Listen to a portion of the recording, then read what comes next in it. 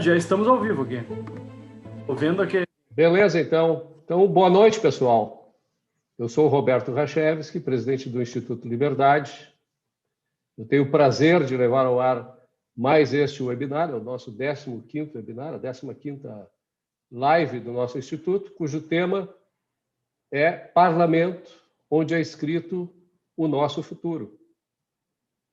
Para conversar sobre este importante assunto, convidei dois integrantes do Parlamento Gaúcho, os deputados estaduais do Partido Novo, Fábio Osterman e Giuseppe Resgo. Sejam bem-vindos, meus amigos.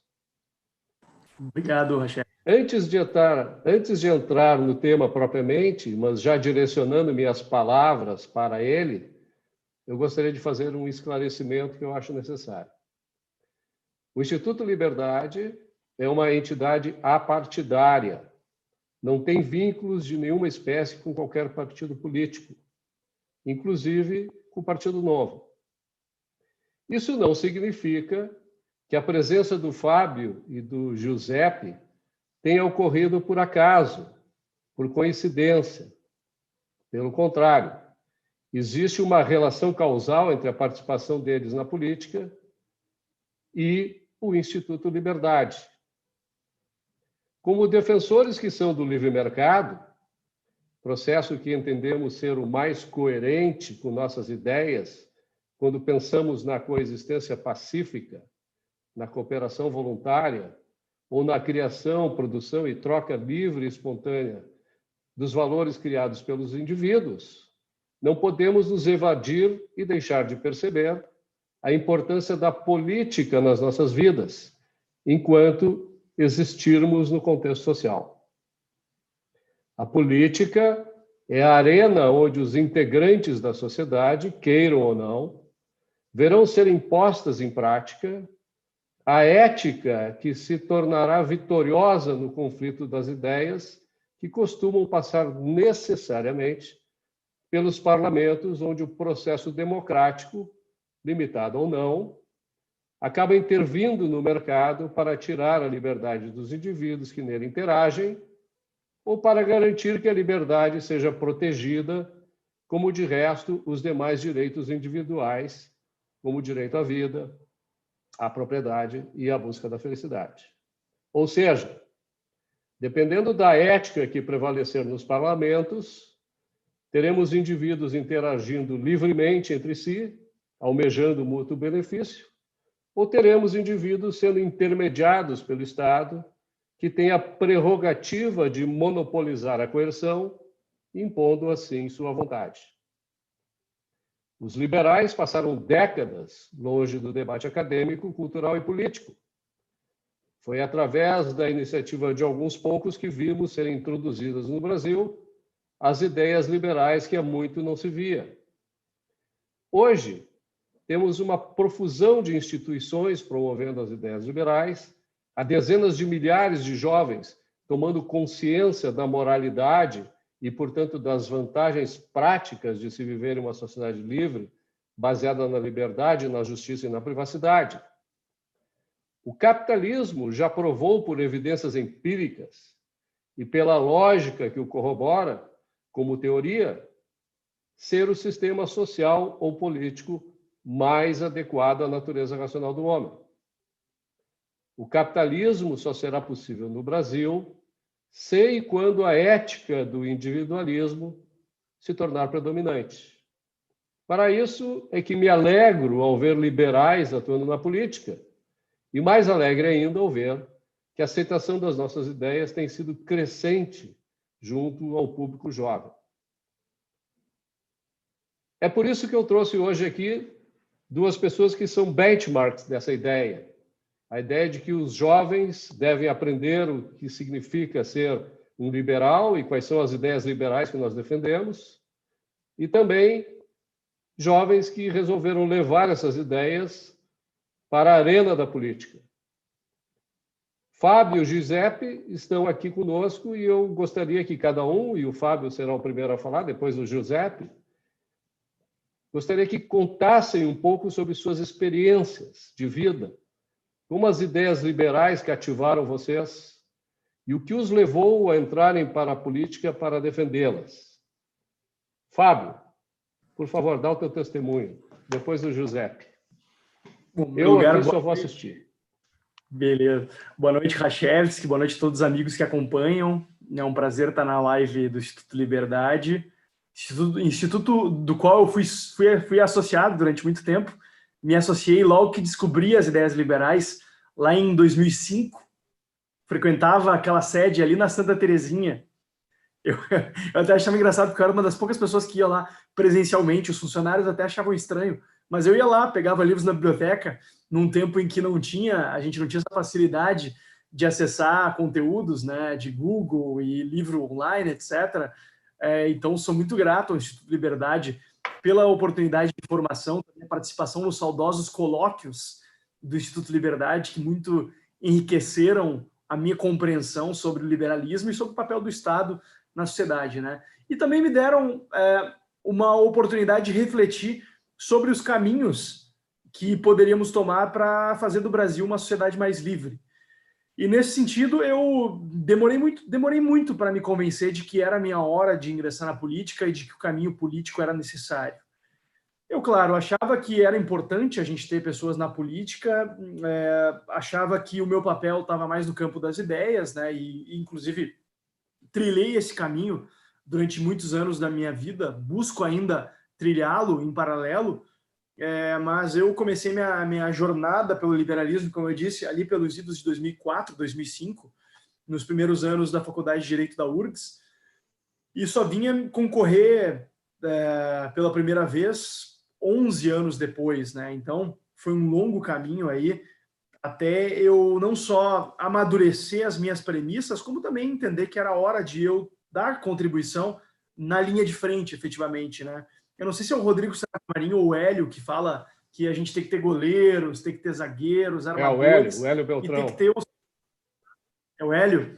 Tem que ter o centroavante lá, marcando o gol, que é o pessoal que está na política, na linha de frente, fazendo as mudanças estruturais, né? E eu, durante muito tempo, estava convencido de que meu papel, a minha função, era tá ali mais no meio de campo ou como treinador, ajudando gente, como a gente ajudou o Marcel em 2014, naquela eleição histórica, em que ali a gente mostrou que era possível se fazer algo diferente, ou como nós estivemos na criação do Partido Novo, aqui no Rio Grande do Sul, uma reunião para a qual eu chamei o Rachevski e alguns outros amigos numa noite chuvosa de junho de 2013, lembra, Rachevski? Claro, lá no escritório do Rafael Abreu. E eu trouxe aquela ideia maluca de a gente ajudar na criação de um partido que estava coletando assinaturas. Felizmente, a partir daí, criou um grupo muito especial, de gente muito boa, e o resto é história, né? Hoje estamos aí com tanta gente boa envolvida, seja no partido, seja fora do partido, né? Como é o caso teu, do Paulo Fux e de vários outros amigos que estão hoje em outras linhas de frente, também fazendo sua parte em defesa da ideia da liberdade. E eu fico muito feliz de ver que esse caminho na mata cerrada que a gente abriu lá atrás, hoje oportuniza que tanta gente boa tenha acesso às nossas ideias de uma maneira muito mais facilitada, né? Eu até brinco que o Giuseppe sou eu, 11 anos atrás, melhorado, né? E com oportunidades muito amplificadas, porque o terreno que eu encontrei quando eu tinha a idade dele era muito diferente do que ele encontrou agora, e que permite ele ser esse baita deputado e esse baita ativista pela liberdade.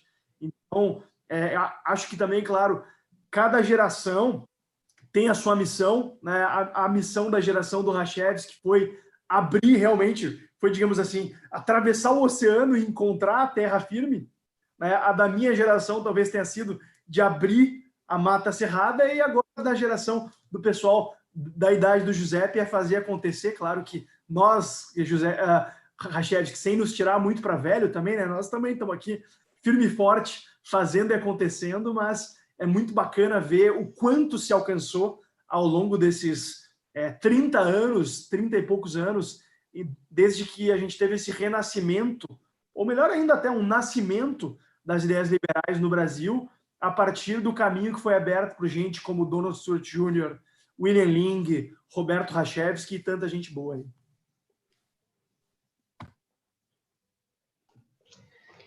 Vou eu? Vamos lá? Tudo contigo. Então, boa noite, Rachevski, boa noite, Fábio, muito obrigado pelo convite, um prazer estar aqui.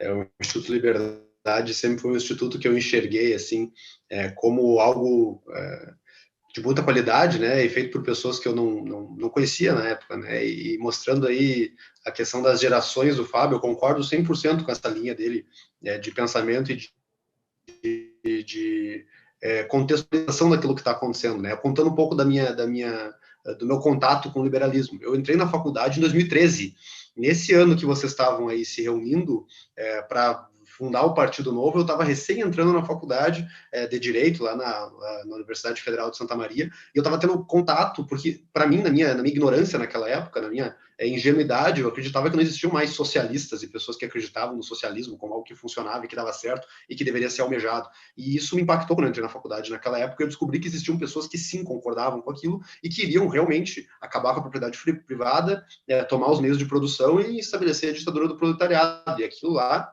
me causou um impacto, assim, me causou um choque, né? E aí, por conta disso, que eu comecei a estudar liberalismo e buscar ideias que fossem contrárias àquilo. E aí, a diferença que foi é que eu podia simplesmente procurar no Google, podia simplesmente procurar no Facebook, poderia simplesmente catar ali na internet tudo isso. E eu lembro que eu baixei no site do Instituto Mises Brasil o meu primeiro livro que eu li nesse meio aí, né? Que era o Cálculo Econômico sobre o Socialismo, do Ludwig von Mises, um livro mais pesado, assim, um pouco mais técnico, eu diria, mas que tu vê, na minha época já estava disponível na internet para baixar. Eu imagino como é que foi para o Rachevski, por exemplo, chegar nesses livros, se ele na minha idade, né? Naquela época, eu com que idade eu tinha? Eu tinha 17 anos naquela época. Imagina o Rachevski com 17 anos buscando esses livros. Imagina, né? Então, assim, para mim foi o primeiro um caminho livro um pouco sobre mais... liberalismo que eu li, tu não era nem nascido, né? Eu acho que o Fábio também não. Então, imagina, né? Essa é a diferença. E aí, dentro da faculdade, claro que eu me envolvi com alguns grupos liberais, aí, principalmente o Clube Farroupilha, que é um grupo que faz parte do Students for Liberty, a maior rede de estudantes liberais do mundo. E dentro do Clube Farroupilha eu tive a oportunidade de exercer alguns cargos de liderança. Eu fui presidente do grupo, inclusive foi um palestrante nosso num evento de volta às aulas. O Fábio foi palestrante nosso no Simpósio Interdisciplinar Farroupilha. Então, tu vê, eu sou da outra geração, né? Eu já peguei o caminho um pouco já trilhado e mais facilitado pelas pessoas que vieram antes. E aí, eu acho que acabou sendo um processo natural para mim, assim, sair da faculdade já naquele fervilhão de ideias, naquele monte de gente já nesse caminho, com outras pessoas em volta, com o Partido Novo já se estabelecendo, e um partido que tinha um viés liberal, sim, que acabou me seduzindo por defender aquilo que eu acreditava, acabou que foi um caminho natural, assim, se candidatar a deputado estadual em 2018, e eu tive a felicidade e um pouco de sorte também, e a competência, lógico, né, nada se faz sem competência, de conseguir me eleger logo na primeira eleição. Isso foi algo muito impactante e muito legal para mim, né?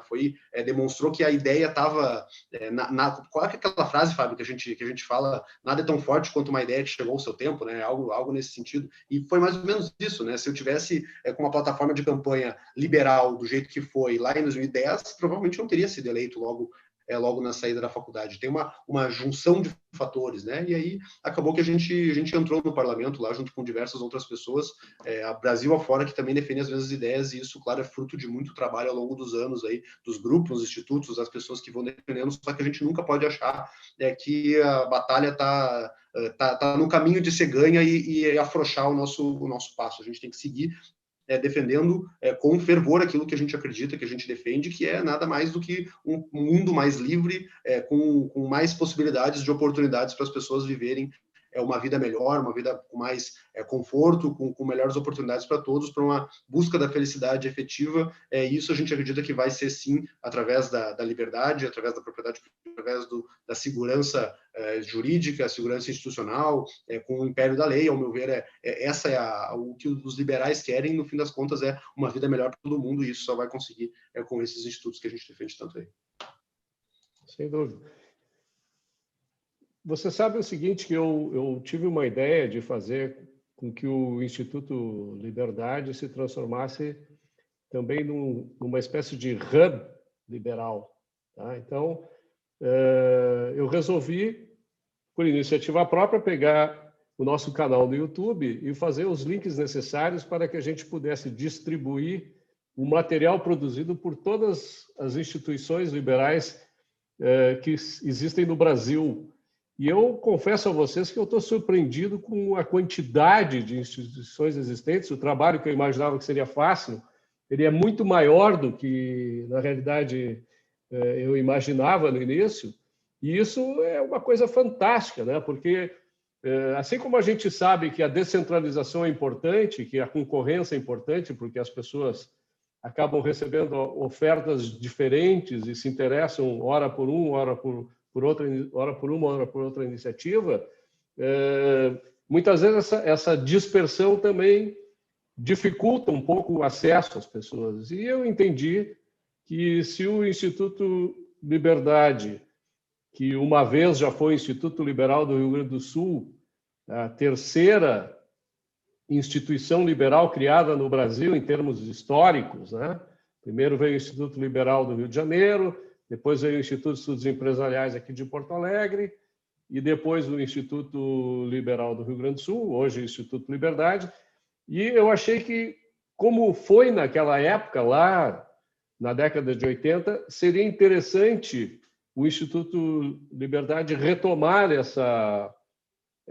esse papel, né, de instigador da promoção e da divulgação das ideias liberais pelo nosso país. Tá? E vocês, cada um com a sua experiência, participam dessas instituições, ou participaram dessas instituições com muita dedicação, com muito amor pela causa, né? O Giuseppe falou aqui do Clube Farroupilha, né, que promove o maior evento no interior do Brasil defendendo as ideias liberais, que é o caso do simpósio, né? E o Fábio, por sua vez, já participou de quase todas as instituições. Eu achava que eu participava de muitas, o Fábio participou muito mais do que eu, um número muito maior de instituições do que eu jamais imaginei participar, e sempre criando, inovando e dando o pontapé inicial para que isso ocorra. Fábio, conta um pouco dessa tua trajetória, assim, os aspectos positivos disso, como é que cada instituição, que todas elas têm seus defeitos, têm as vaidades, né, que fazem parte, né, da dinâmica de cada uma delas e tal, mas o foco é no sentido assim na defesa da liberdade. Como cada uma delas tem se posicionado e de que maneira tu vês isso como um aspecto positivo para que as nossas ideias realmente prosperem e mais, sejam levadas ao parlamento, que é a casa que hoje a qual vocês pertencem, né?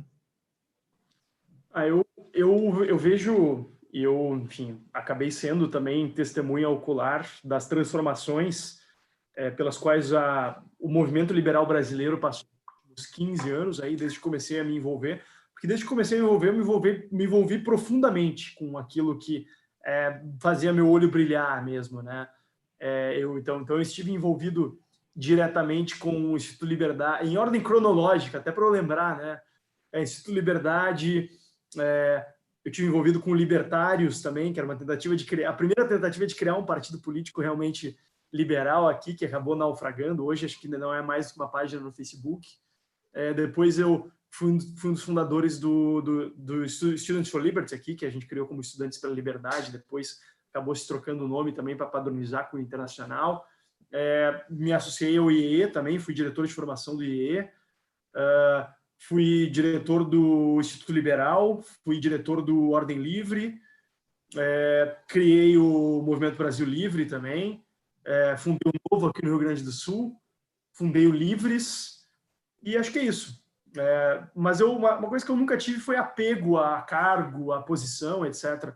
Quando eu achei que minha missão estava concluída nas instituições pelas quais eu passei o bastão, a abrir espaço para outras pessoas que tinham mais disposição, que tinham mais interesse, né? Porque eu acho que o importante é a gente manter a coesão e a coerência e a disposição para defender as ideias. Se tem gente que tem possibilidade de fazer melhor do que a gente, e se a gente quer também alçar outros voos, fazer outras coisas, acho que é importante também a gente estar 100% naquilo que a gente está fazendo. Então, eu nunca tive esse prendimento que algumas pessoas têm, de não, é a minha instituição, eu criei. Nunca tive isso, né? Acho que o importante é a gente botar e empoderar gente boa naquilo, para fazer aquilo que a gente acredita.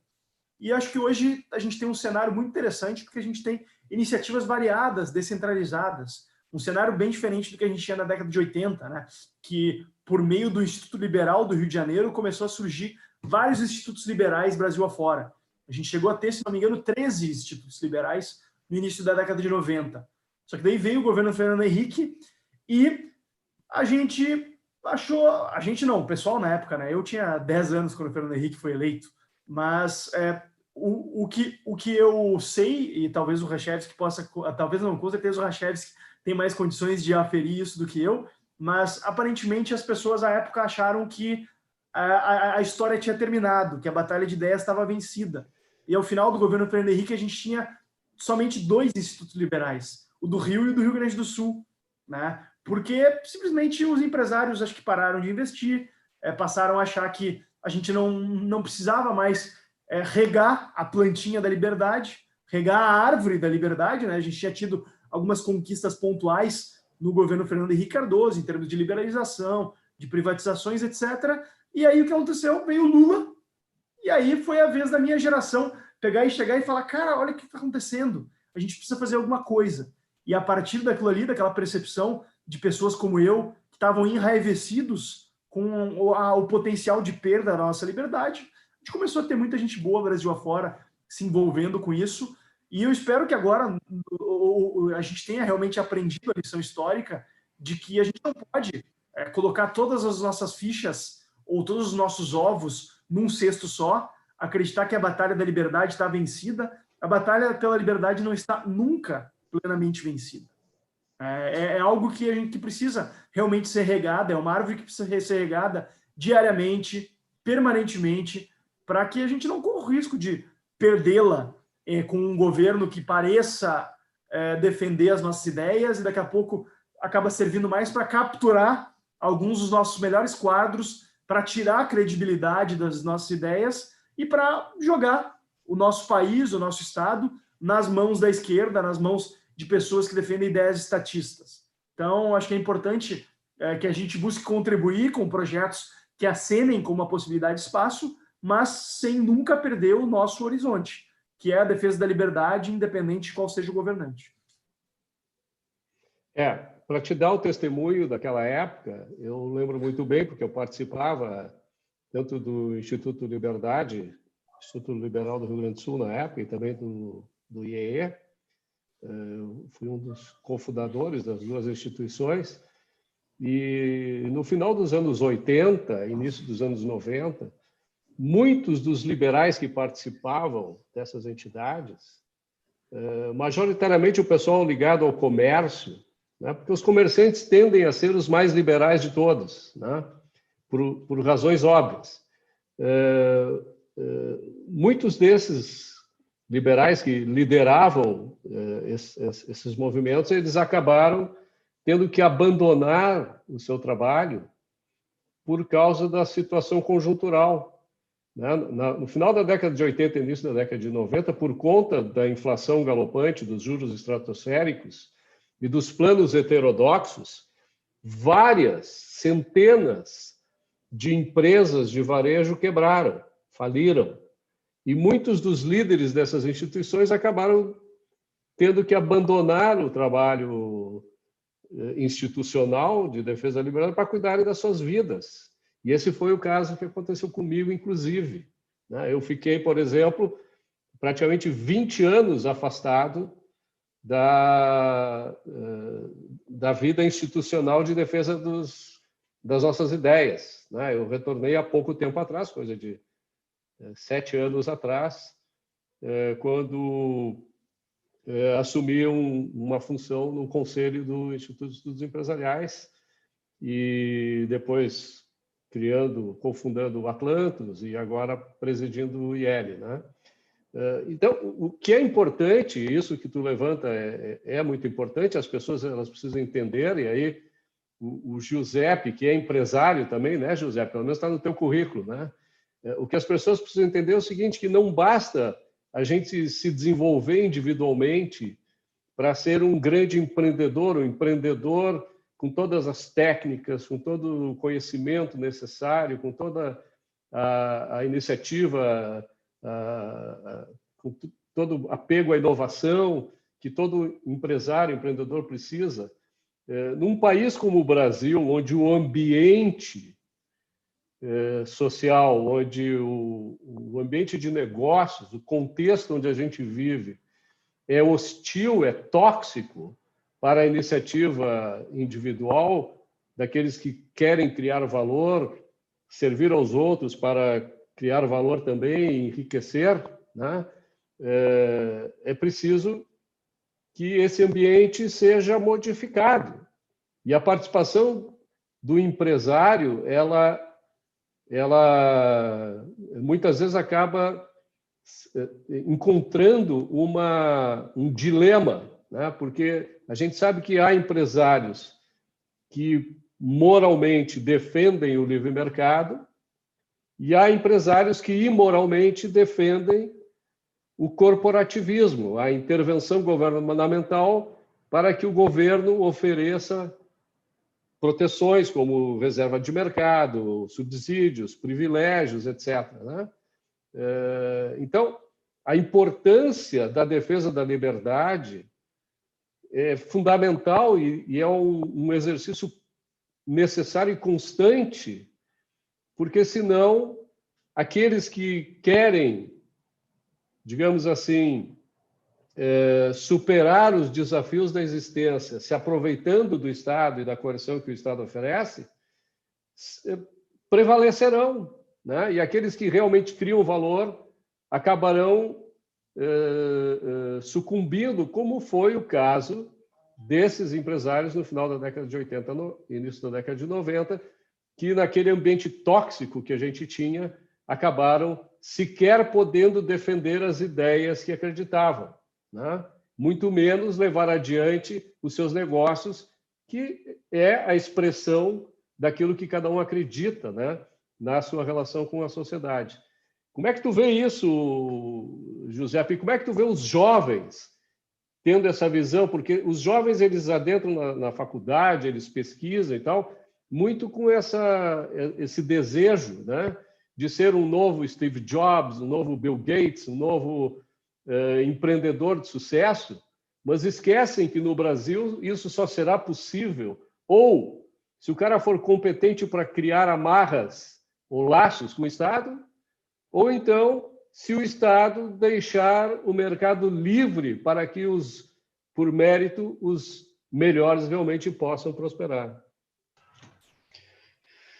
Pois é, eu entrei numa faculdade que a tendência, na verdade, era o contrário, né? O Brasil, ele criou um incentivo muito grande ao funcionalismo público, né, Racheves? Recentemente isso aconteceu fortemente e as faculdades de direito aí são a expressão disso. Os meus colegas, a maioria, queriam fazer concursos públicos, tanto que eu acredito que a maioria deles agora, depois de formado, se mantém estudando para fazer concurso, porque é onde se consegue uma remuneração bem alta, né, em comparação com o natural do Brasil. E infelizmente, pelo menos eu não tive esse contato tão próximo aí na faculdade com pessoas que queriam ser o próximo Steve Jobs, né? Eu tive contato com pessoas que queriam ser o próximo ministro do STF, o próximo promotor, o próximo juiz, o próximo membro aí do funcionalismo público.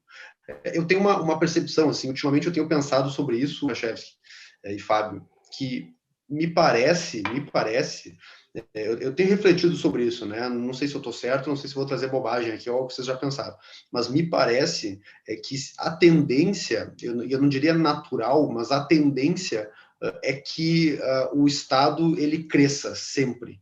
A tendência é que as pessoas queiram que o Estado resolva os seus problemas, porque é a conexão lógica mais fácil e mais rápida, né? é algo que não precisa de muito pensamento e muita teorização. O Estado vai e resolve.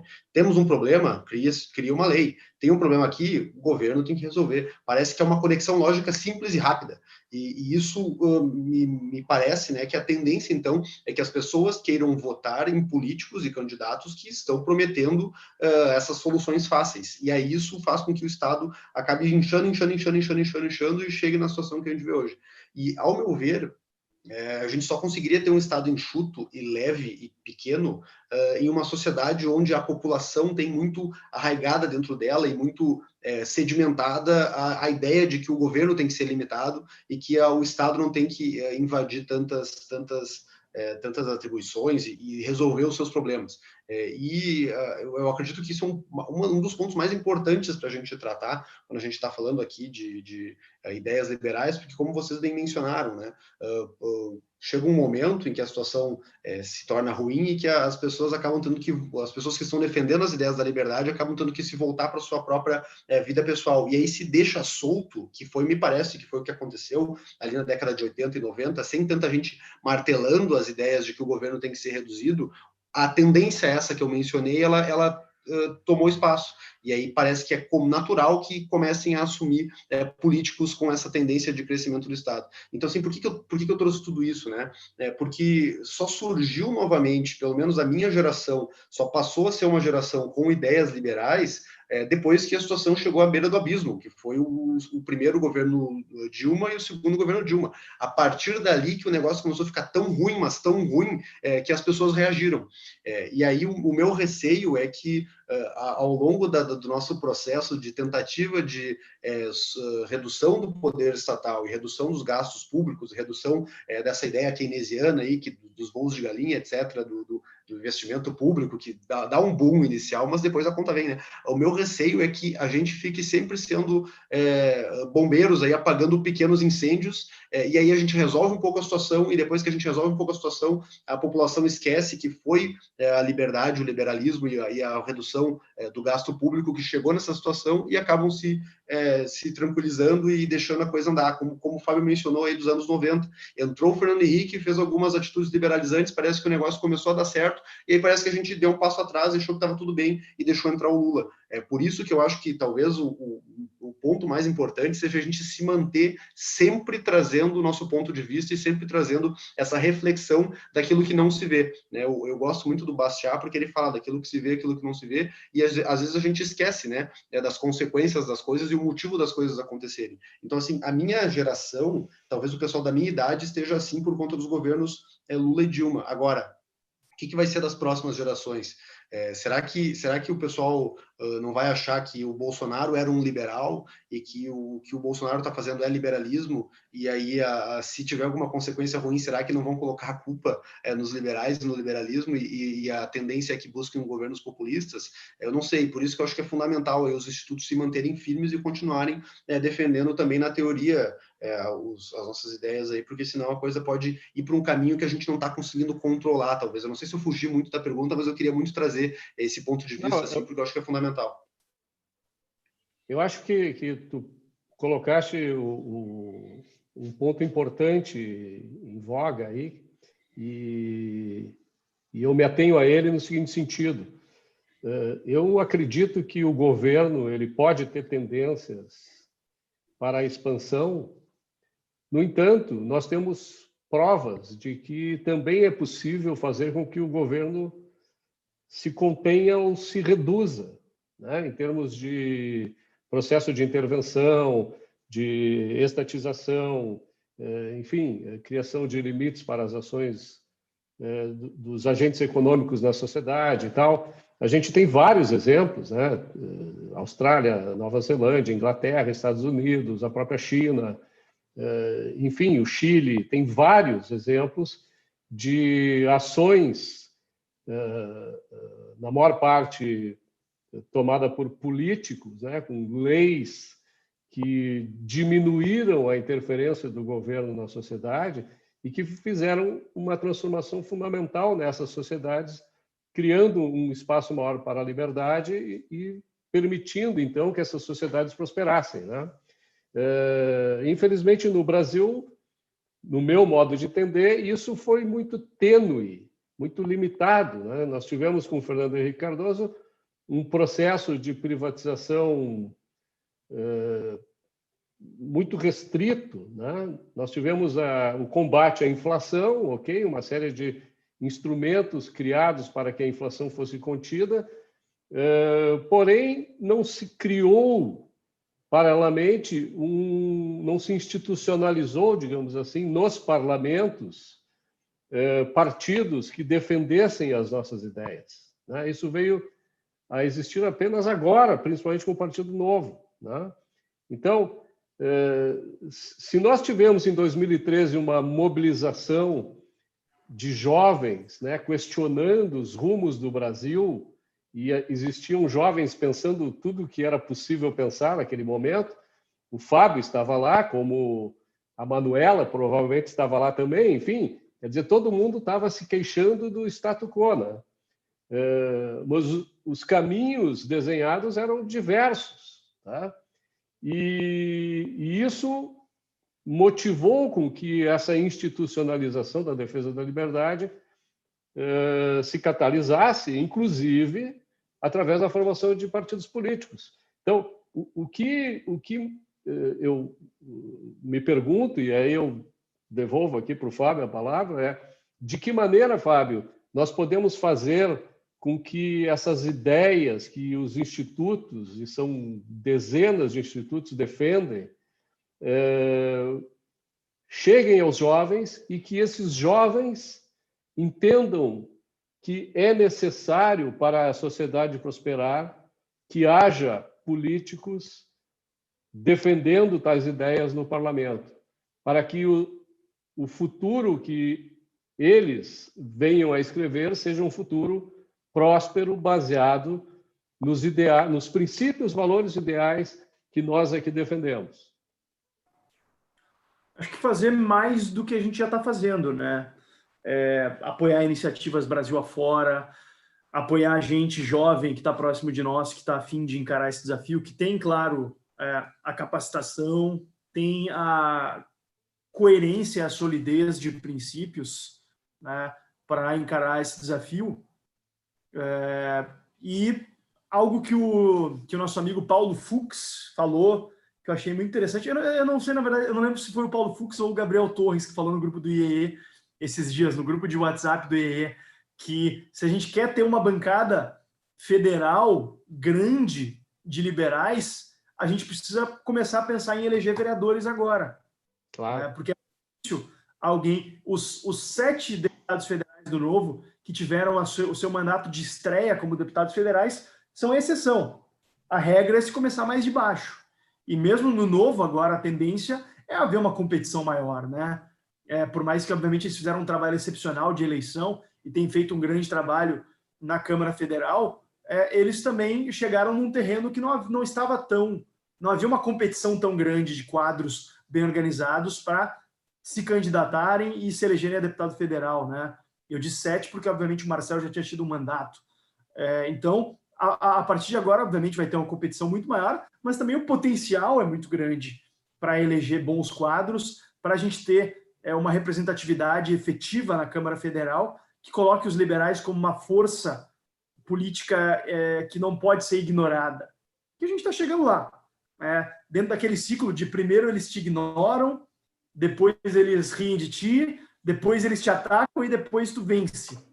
Já está sendo atacado.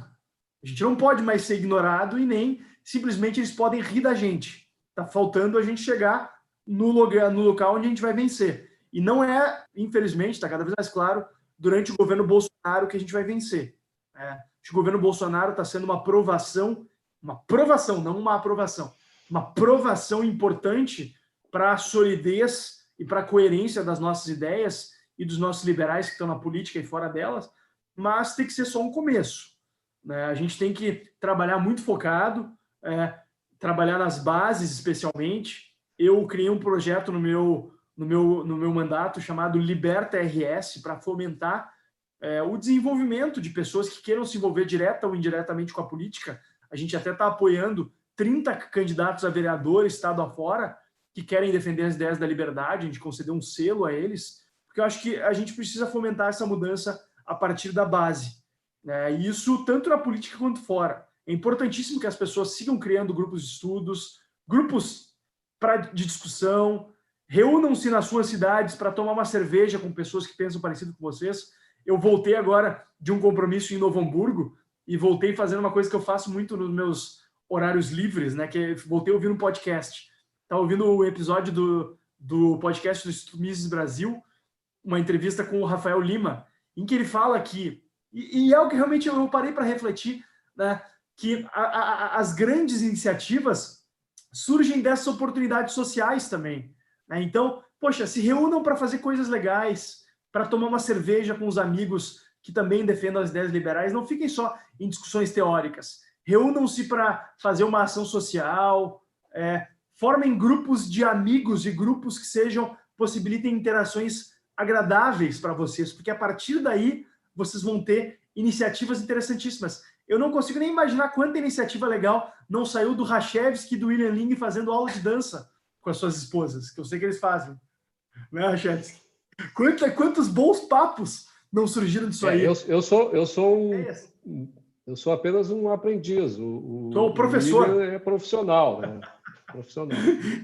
Então, imaginem quantas oportunidades se deixam de criar por, às vezes, os liberais ficarem só em discussões na internet, em discussões em que ficam querendo provar quem sabe mais, quem é mais radical, e quantas oportunidades a gente não perde por isso, né? Então, saiam de casa, vão para a rua nesse momento, usem máscara, claro. O Rachevski vai discordar de mim, mas o mais importante busquem fazer alguma coisa pela sua própria liberdade. Eu não discordo de ti, eu acho que o uso de máscara ele é racional em determinadas circunstâncias e não pode ser coercitivamente imposto à sociedade, né? Eu acho que nós todos somos racionais o suficiente para decidir exatamente quando isso deve acontecer. Agora, é importante isso que tu falaste, e eu trago aí de novo o Giuseppe para a conversa, e eu quero que o Giuseppe me dê assim uma visão dele com relação ao movimento liberal no Brasil, quer dizer, porque as pessoas elas estão, de certa maneira, muito desesperançosas, né? Não veem isso tudo que a gente que está envolvido no movimento liberal vê, que é esse crescimento extraordinário do público que defende as nossas ideias e que tem realmente condições de mudar o nosso futuro, né? E eu acho que o que o Fábio levantou, que é importante, e eu sempre levo muito em consideração a questão da ética, da moral, né? Se nós encontrarmos as pessoas com as quais nós compartilhamos dos mesmos valores, não há porquê nós entrarmos em conflito, e sim há a necessidade de nós estabelecermos um processo de relacionamento produtivo, né, que faça com que esses princípios, valores e ideais que todos nós defendemos sirvam para todos, sirvam para a nossa causa, deixando de lado eventuais vaidades ou narcisismos exacerbados, digamos assim. Então, é importante isso de nós aprendermos a conviver no dia a dia, no bar, no restaurante, na dança, onde for, sabendo que por trás da gente ou por baixo da gente há princípios, valores, ideais que nos unem e que nós precisamos defender esses princípios, valores, ideais como se a gente estivesse defendendo a própria vida, né? Então, como é que tu vê isso, Giuseppe, em termos desse grupo de pessoas que está entrando no mercado de trabalho, que está entrando nas universidades, que está passando a conhecer as nossas ideias, enfim, e de que maneira esse pessoal pode passar a integrar também as atividades no meio político, como tu e o Fábio são exemplos primorosos.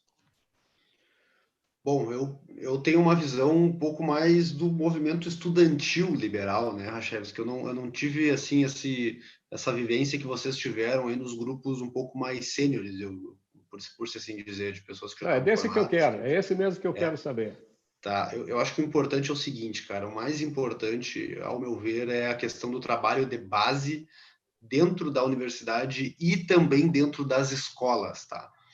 Dentro das universidades, pelo menos agora recentemente a minha presença lá na universidade, se percebe que vem muita gurizada já pronta do colégio, já vem militante socialista do colégio. O cara já chega na universidade assim, ó, pá, o cara passou pelo como é que eles chamam aquela militância de colégio, secundaristas. Os secundaristas do partido, não sei o que, tem que estar dentro das escolas, o PT, o PSOL, esses caras estão tudo lá Faz assim, ó. parte do plano de carreira deles, isso aí, cara. Exato, exato. É um baita plano de carreira, né? O cara é secundarista, aí demora um tempão para se formar, entra na faculdade, participa do movimento estudantil, participa da UNE, da UBS, da JB, sei lá, sei lá os nomes que eles falam lá, depois vira assessor de um deputado, aí depois vira não sei o quê, Depois vira vai parar no vereador. bolso da JBS. É isso É, aí. é isso, né, cara? E a gente, Rachevski, a gente está longe disso aí, a gente está muito longe de ter isso aí. E se tem alguém que já entra na faculdade hoje em dia, se conhecendo como liberal e se entendendo por liberal, é graças à internet. É graças a alguma influência que ele teve na internet. O Fábio mencionou aqui o Rafael Lima. O Rafael Lima é fundamental, assim, ó, para atingir essa gurizada mais jovem, tá? Então, o que O que eu Rafael penso, assim, ó, Lima do Ideias Radicais. do Ideias Radicais, exatamente. O que eu penso assim? A gente tem que ter esse trabalho de base constante, constante. A gente tem que estar atingindo pessoas quando estão no colégio, pessoas quando estão entrando na faculdade e nunca achar que a batalha está ganha ou que as nossas ideias são as mais fáceis de se compreender ou que seria uma tendência natural de acreditar naquilo porque seria mais lógico. Eu acho que na verdade é justamente o contrário, como eu mencionei antes. É muito mais fácil uma conexão lógica errônea que se abraça no governo, no Estado, em alguém para resolver os seus problemas, do que toda a conexão que a gente faz do desenvolvimento da importância da propriedade privada, da liberdade, da garantia dos direitos básicos. É muito mais simples o cara pensar, não, eu preciso de alguma coisa, o governo me dá. Eu preciso que tal coisa seja resolvida, um político vai resolver. Existe um problema que a gente passa diariamente debatendo isso na Assembleia, né, Fabi? Às vezes é difícil até de conseguir demonstrar em poucas palavras por que não é criando uma lei que se resolve o problema X, Y, Z e por que os restaurantes, por exemplo, não tem que dar 30% de desconto para quem já fez uma cirurgia bariátrica, ou por que não tem que ser obrigatório que o restaurante ou que o estabelecimento XYZ tenha que dar tal benefício, ou que o governo faça isso. Enfim, é diário esse debate, E é muito fácil de se deixar seduzir pela ideia estatista, é muito fácil de deixar se seduzir pela terceirização das responsabilidades. Então, eu acredito que o nosso trabalho tem que ser na base, porque se a pessoa se desenvolve intelectualmente desde o princípio, percebendo isso, que na verdade o dono da vida dela é ela mesma, e que a possibilidade dela conseguir uma vida melhor para ela, mais confortável para ela e mais um crescimento tanto econômico quanto intelectual, tudo vai depender dela e não do governo dar para ela ou do governo tirar dos outros e dar para ela. Se a gente consegue trazer isso como princípio da pessoa, aí a gente tem um bom caminho. Então, eu acredito que o nosso movimento estudantil tem que sair só da universidade e começar a entrar também nas escolas e começar a trazer essas argumentações, essas ideias para os jovens desde cedo. E também, Rachel, um ponto que eu acho fundamental, assim, ó, voltando ali no time de futebol que o Fábio disse, né, os atacantes, a política, aquela coisa toda, fundamental os liberais estarem por todas as partes. É importante ter liberal fazendo curso de pedagogia na universidade, se tornando professor de crianças mais jovens. É fundamental o liberal estar fazendo curso de matemática, curso de história, o curso de filosofia e entrando também nas universidades, nas escolas e dando aula para as crianças, demonstrando, não fazendo doutrinação, né, mas pelo menos demonstrando o nosso ponto de vista e não deixar a pessoa se criar achando que o único ponto de vista é o ponto de vista socialista, o ponto de vista estatista, o ponto de vista de esquerda. Existem outros pontos de vista também e dá pelo menos para a criança olhar e pensar, opa, pera lá, não é só esse caminho que tem. E a gente tem que estar em todos os lugares. Por isso que a gente tem que também ter liberais aí que também estão no serviço público, que seja. Por isso que a gente tem que atingir mais pessoas e torná-las liberais e não pensar que é só na política, na ponta de lança, que a gente vai resolver esse problema e trazer um país melhor. Então, para resumir, assim, ó, a gente tem que estar em todas as partes, tá?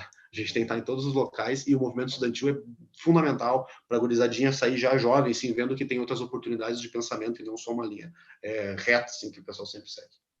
Sem dúvida alguma. Sabe que essa semana eu recebi um vídeo de uma amiga e apoiadora do movimento liberal, a Roberta Contro.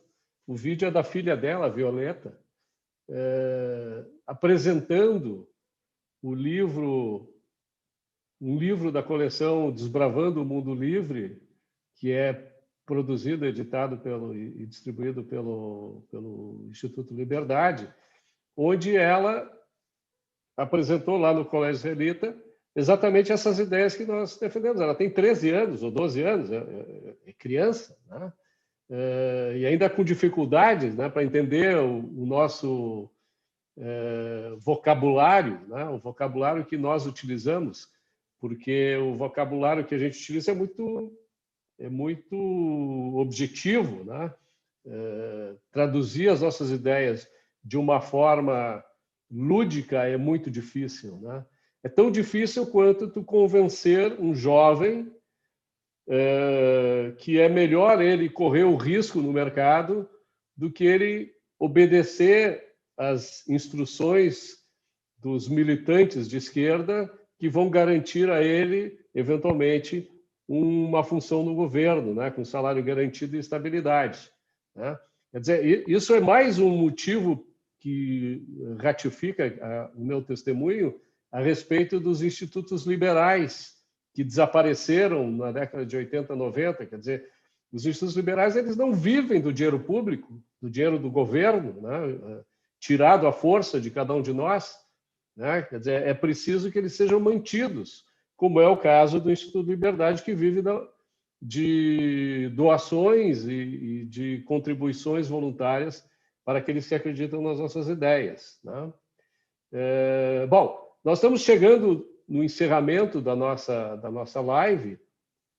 Tem aqui não chega a ser bem um questionamento, mas eu acho que vale a pena a gente comentar, do Matheus Kupp, que diz: Manuela Dávila lidera as pesquisas em Porto Alegre, talvez para aprender a lição só chegando às últimas consequências. Nós precisamos aprender ainda mais sobre a tragédia do socialismo para que, como já foi dito aqui, né, lá com o Lula, agora depois com a Dilma, agora talvez com o Bolsonaro, enfim, a gente sofra na mão dos coletivistas estatistas o suficiente para aprender, através das evidências, que não é esse o caminho? Eu espero que não, né? Eu espero que não tenhamos que ir tão longe, espero que o fracasso de vizinhos já seja ilustrativo, né? Lamento que o povo venezuelano, o povo argentino tenha que passar por isso, mas que pelo menos a dor deles nos sirva de ensinamento sobre o fato de que a gente não pode brincar com esse tipo de coisa. Infelizmente, em Porto Alegre, esse ano a gente não tem nenhum candidato que representa as nossas ideias, diferentemente de 2016, né, quando a gente teve, mas infelizmente não estava pronto ainda, acho, para receber o voto dos porto-alegrenses. Mas eu não acho que a Manuela Dávila tenha chance de ganhar. Acho que é normal numa pesquisa inicial como essa o recall falar muito mais alto, né? As pessoas falam na espontânea e mesmo na estimulada o candidato que elas conhecem, né? E o que é relevante mesmo a essa altura do campeonato é a rejeição. Nesse aspecto, ninguém bate Manuela e Marquesan. Então, eu estou confiante de que a gente vai poder prestigiar alguma alternativa a esses dois, que a Manuela seria uma catástrofe completa e o Marquesan foi as oportunidades perdidas, né? Em um momento histórico de alinhamento da sociedade porto-alegrense, especialmente, em defesa de uma pauta mais liberal, em defesa de reformas que seriam mais liberalizantes para modernizar a nossa cidade, a gente perdeu várias oportunidades tendo um prefeito que, enfim, não tem sequer a estabilidade emocional para ocupar um cargo da responsabilidade que lhe confere, né? Então, acho que é uma pena, mas acho que também é uma oportunidade para nós amadurecermos a nossa percepção sobre a política municipal, nós como porto-alegrenses, né? Eu e o Rachevski, no caso, o José como santamariense, está com uma decisão difícil lá para o Santa Maria também, mas aqui acho que vale a gente fazer reflexão e buscar fazer um trabalho de formação, de base, para que em 2024 a gente não tenha opções tão ruins quanto a gente tem esse ano. 2024, tu quis dizer. 2024, isso. Não, 2022 a gente vai ter muitas boas opções. 2024. Tu disse 2024. Pois é, Giuseppe. Esses personagens, né, nos assombram a cada eleição. Né? Nós realmente precisamos fechar esse armário, né? Não com censura, nem com tirania, né? Eu acho que realmente o que precisa é o que tu comentaste, nós desenvolvermos políticas adequadas para a nossa sociedade, porém, através do desenvolvimento cultural, intelectual, acadêmico e empresarial, né? De pessoas que defendam essas ideias e que realmente possam levar para os meios onde elas atuam essas ideias, esses princípios, valores ideais que nós todos defendemos. E uma coisa importante, Rachevski... Diga. Fala. Não, eu ia dizer que uma coisa que é importante nesse processo que tu está mencionando é a constância e a resiliência, entende? Porque tem uma alegoria que bastante gente faz e eu acho que faz todo sentido. A gente tende a parar nas pequenas vitórias, né? Então, assim, digamos que eu estou fazendo uma dieta, eu acho que digamos, eu perco 2, 3, eu acho que já tá bom, e o cara, quem nunca relaxou e deixou passar e achou que tava tudo bem, depois na volta ficou pior ainda, né? Então a gente tem que estar sempre de olho, sempre ligado e nunca achar que essas pequenas vitórias são a vitória final. A gente tem que se manter constante para poder atingir esse objetivo. Era exatamente isso que eu ia te perguntar, o que seria necessário para que a gente possa fazer com que isso se torne realidade, né? E isso que tu colocaste realmente faz parte do processo. Eu acredito Pessoal, que sim, eu queria agradecer muito a vocês a presença aqui. Espero que a gente possa repetir lives como essa em breve, tá? Com a presença de vocês. Desejo boa sorte aos nossos liberais que estão trabalhando na política para defender as nossas ideias. E aquilo que o Instituto Liberdade puder propiciar para vocês, e para aqueles que estão ligados a vocês, desde já eu coloco ele à disposição. Então, boa noite para vocês, muito obrigado por aceitarem o convite, muito obrigado àqueles que nos assistiram até agora. Eu lembro que esse programa vai ser postado amanhã no YouTube e, posteriormente, ele também será publicado no Instagram. Tá? Então, quem não viu, verá, né? Obrigado, Fábio. Obrigado, José. Boa noite para todos. Obrigado, prazer. Grande abraço a todos. Até mais. Até amanhã, José. Eu que agradeço. Valeu. Até amanhã. Falou. Um abraço.